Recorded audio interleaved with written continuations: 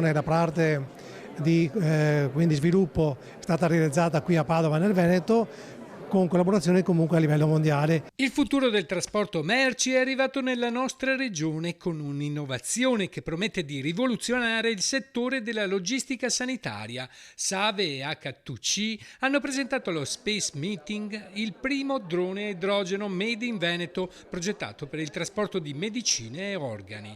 Con la capacità di percorrere fino a 100 km e trasportare 5 kg di carico, consumando solamente 340 grammi di idrogeno verde, il drone si pone come una soluzione ecologica per le esigenze di trasporto urgente nel settore medico, in futuro di rivoluzionare il trasporto di piccole merci. Inizialmente partiremo dal settore sanitario, ma a tendere sarà chiaramente il settore merci, perché comunque questo modello ha un contenitore 30x30x30, ma in futuro avremo certamente dei contenitori più grandi, con droni più grandi, che potranno quindi portare via traffico dalle strade per portare merci.